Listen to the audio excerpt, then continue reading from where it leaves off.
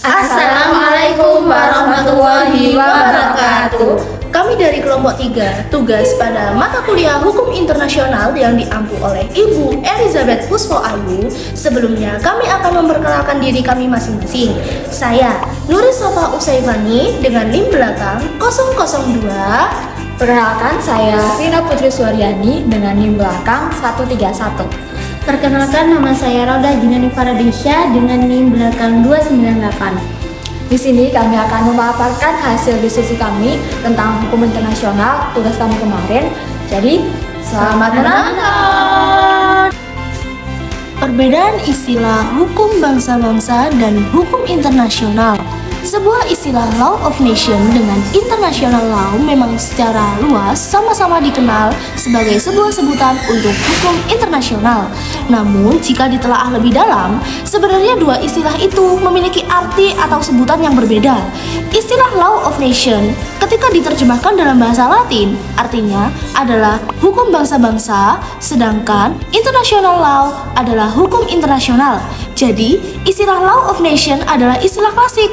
Sedangkan international law istilah yang lebih modern dan lebih terstruktur. Istilah hukum bangsa-bangsa law of nation berasal dari bahasa hukum Romawi, yaitu ius gentium, yang artinya adalah kaidah yang mengatur hubungan antar masyarakat Romawi dan orang asing atau bukan Romawi.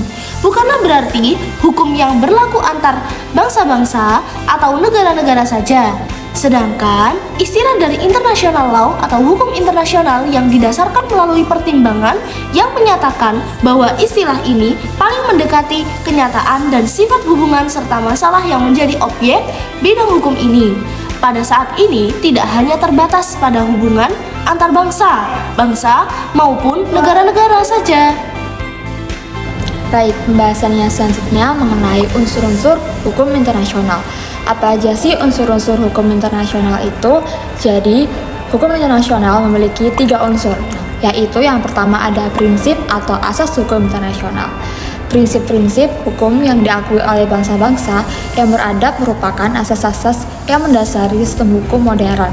Contohnya, yang pertama ada Pacta Sunt Servanda, asas penyalahgunaan hak atau abus netroid, dan yang terakhir ada asas nebis in idem, dan lain-lain. Yang kedua ada sumber hukum.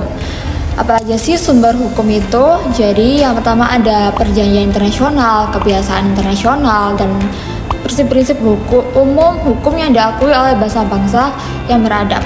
Yang terakhir ada putusan pengadilan dan doktrin atau karya hukum sebagai sumber hukum tambahan. Yang ketiga atau yang terakhir ada subjek hukum. Subjek hukum itu ada apa aja sih? Jadi ada negara, tahta suci Vatikan, organisasi internasional seperti PBB, pribadi, kodrati, dan pihak yang dalam sengketa internasional.